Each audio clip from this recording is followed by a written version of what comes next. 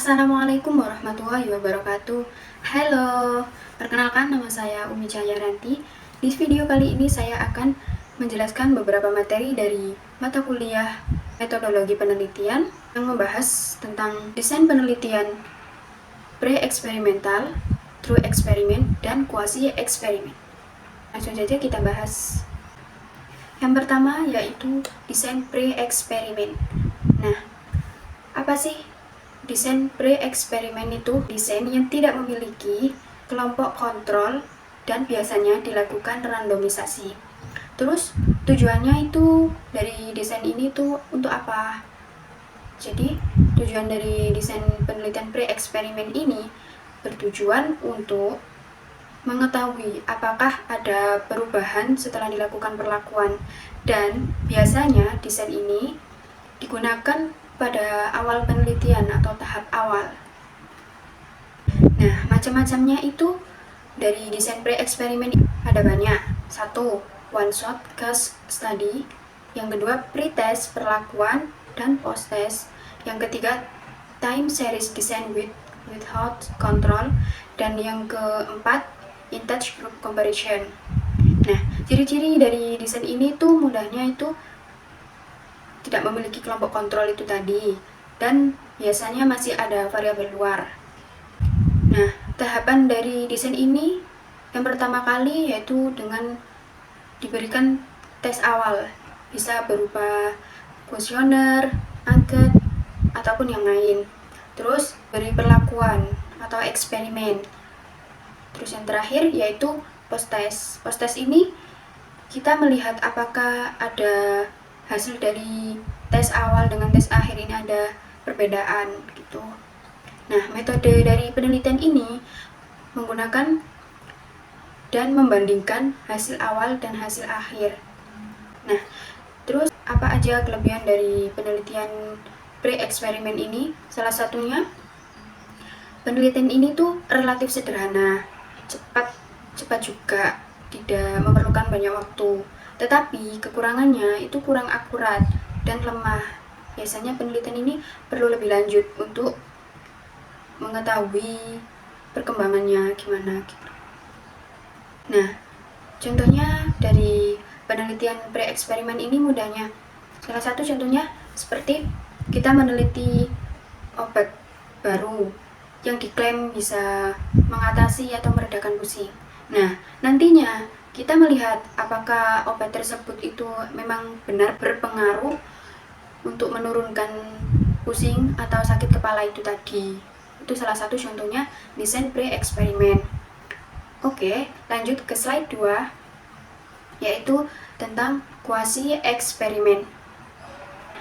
Nah, quasi eksperimen ini merupakan salah satu desain penelitian eksperimen yang di dalamnya dilakukan randomisasi, tetapi tidak ada kelompok kontrolnya.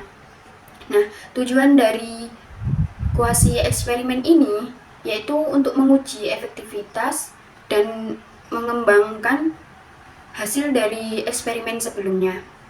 Nah, macam-macam dari desain penelitian quasi eksperimen ini apa aja sih?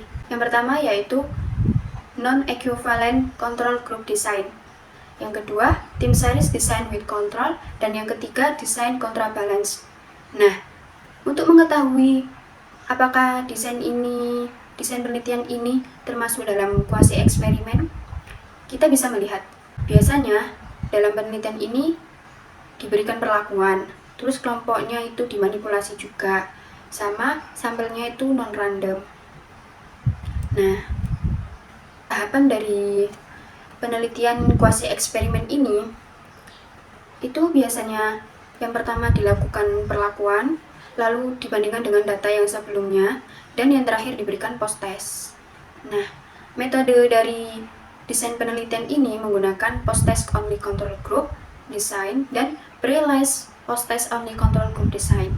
Nah, salah satu kelebihan dari desain penelitian quasi eksperimen ini biasanya itu respondennya itu terlihat natural, dalam artian itu realistis, juga fleksibel dan efisien waktu.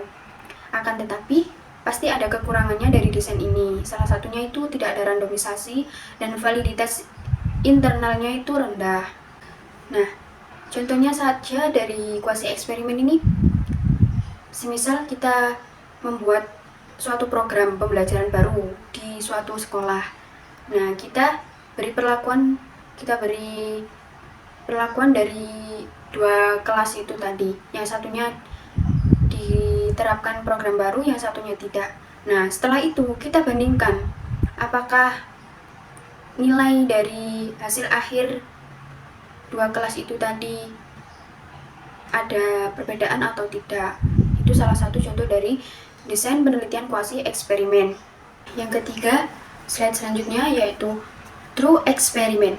Nah, true experiment ini merupakan desain yang sangat kuat yang biasanya digunakan.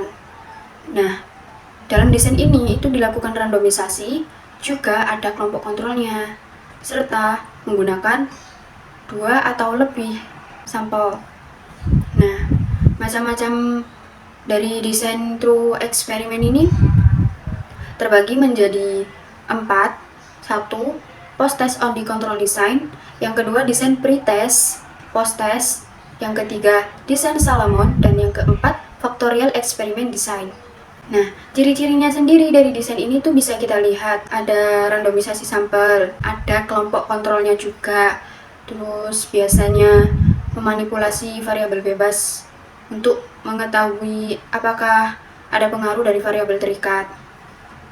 Nah, tahapan dari true eksperimen ini yang pertama kali dilakukan yaitu menguji variabel bebas dan terikat pada kelompok sampel dan kelompok kontrol.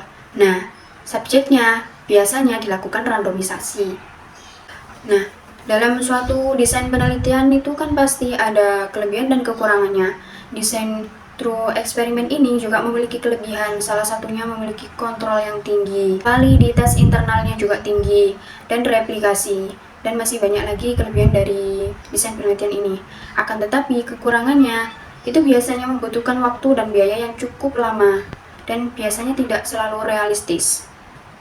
Next, slide selanjutnya yaitu kesimpulan dari ketiga desain penelitian ini, yaitu meliputi pre-eksperimen, true eksperimen, dan kuasi eksperimen.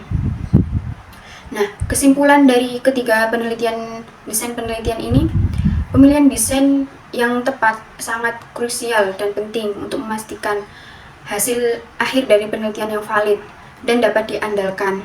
Dari ketiga desain penelitian ini itu memiliki ciri, tujuan, kelebihan dan kekurangan masing-masing. Jadi kita tinggal menggunakan sesuai dengan penelitian yang akan kita lakukan. Gitu ya teman-teman. Cukup sekian dari saya, kurang lebihnya saya mohon maaf yang sebesar-besarnya. Wassalamualaikum warahmatullahi wabarakatuh. See you next time.